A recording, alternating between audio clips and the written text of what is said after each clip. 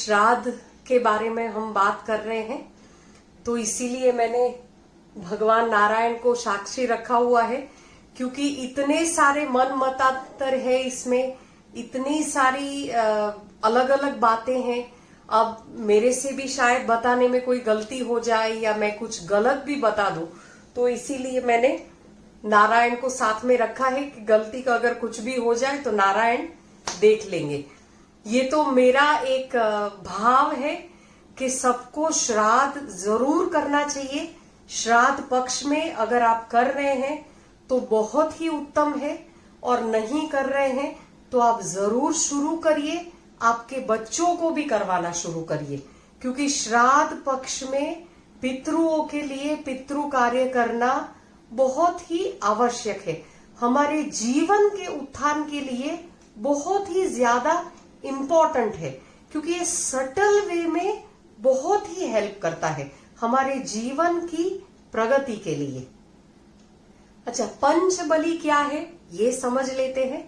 देखिए, पंचबली यानी 5 तरीके से और 5 अलग अलग दान देना, ठीक है। पर ये श्राद्ध पक्ष में ही करना ऐसा नहीं है। पंचबली तो हमारे शास्त्रों में कहा है कि दैनिक जो गृहस्थ है उसको ये रोज करना चाहिए। पंचबली यानी 5 तरीके का दान।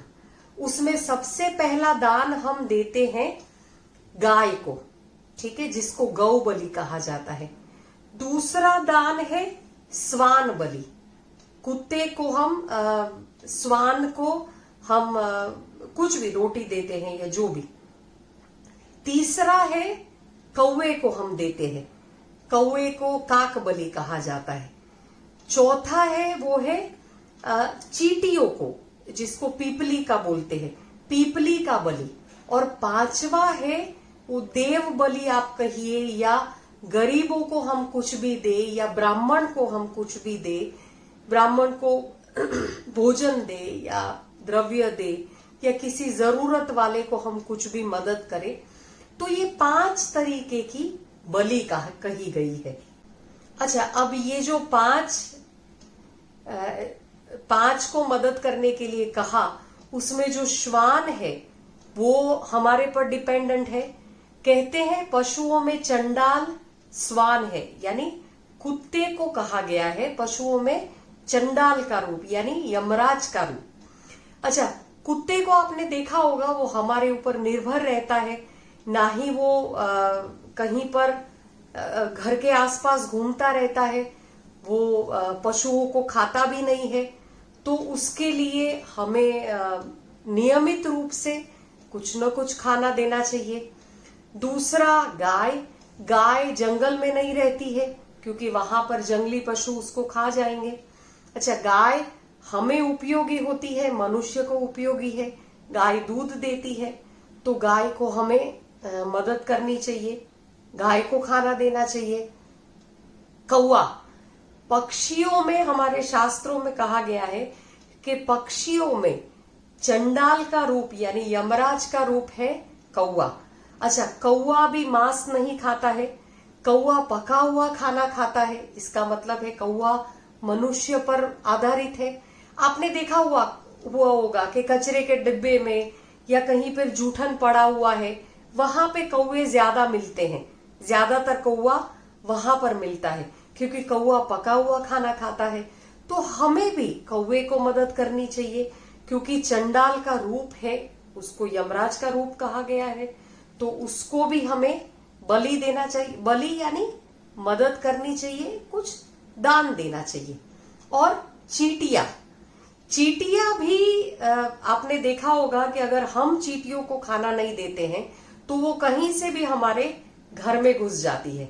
इसीलिए कहते हैं कि अगर कहीं पर भी आप रोड में या कहीं पर भी जाकर चींटियों को खाना दे देंगे तो वो चींटियां आपके घर में नहीं आएगी, या घर में जो चींटियां है वो अपने आप चली जाएगी। तो ये सारे, अच्छा, गरीब जो है, जो असमर्थ है, उसको भी मदद करना, क्योंकि वो भी हमारे पर निर्धारित है।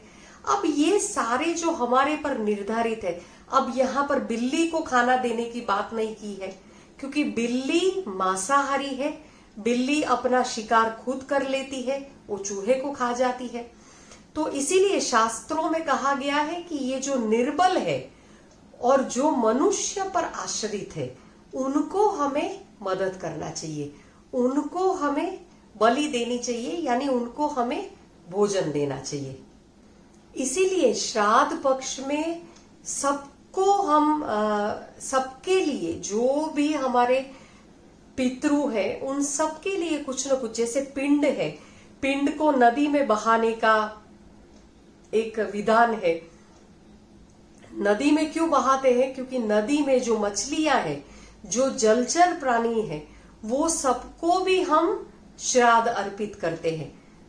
पेड़ पौधों को जल देने के लिए कहा गया है, तो जो भी पेड़ पौधे हैं उनको भी हम जल देते हैं, और ये पशु पक्षियों को भी हम बलि देते हैं। तो इस हिसाब से सारी की सारी सृष्टि में जो कुछ भी है, उनको हम ये श्राद्ध पक्ष में धन्य भागी होते हैं और बहुत श्रद्धा से उनके लिए कुछ न कुछ करते हैं। श्राद्ध का महत्व समझाने के लिए महाभारत में एक बहुत सुंदर कथा है, कर्ण की कथा। आपको पता है, कर्ण की मृत्यु के बाद कर्ण को वापस भेजा गया था पृथ्वी पर। तो उसकी कथा ऐसी है, कर्ण की मृत्यु हो गई महाभारत के दौरान, तो गए पहुंचे स्वर्ग में। अब स्वर्ग में वो भोजन की तलाश कर रहे थे, पर उनको भोजन के बदले सोने के आभूषण दिए जाते थे। तब उन्होंने जाकर इंद्र को कहा कि मुझे सोना या सोने के आभूषण क्यों दिए जा रहे हैं? मुझे तो भूख लगी है, मुझे तो भोजन चाहिए। तब इंद्र ने कहा कि तुमने तुम्हारा पूरा जीवन हमेशा सबको सुवर्ण दान ही दिया है, तुमने कभी अपने पितरों को खाना नहीं खिलाया है, श्राद्ध में तुमने अपने पितरों को कभी भोजन नहीं दिया है, तो तुम्हारी मृत्यु के बाद तुमको भी सोना ही मिलता है, सोना ही मिल रहा है। तो तब कर्ण ने बताया कि मुझे तो, मैं अज्ञान था, मेरे पितृ कौन है, मेरा वंश कौन सा है, मुझे पता ही नहीं था, और इसी अज्ञानता के कारण मैंने श्राद्ध नहीं किया है। तब इंद्र कर्ण को अनुमति देते हैं पृथ्वी लोक पर फिर से आने के लिए, और 16 दिन कर्ण को भेजा जाता है पृथ्वी पर, और यहाँ आकर पृथ्वी लोक पर आकर वो अपने पूर्वजों का, अपने पितरों का तर्पण करते हैं, श्राद्ध विधि करते हैं, उनको श्राद्ध डालते हैं, पिंडदान करते हैं। और ऐसे इसीलिए कहा जाता है कि ये जो श्राद्ध पक्ष के दिन है वो 16 दिन है। तब जाकर कर्ण को समझ में आता है कि पितृ श्राद्ध का, ये पितृ तर्पण का कितना महत्व है।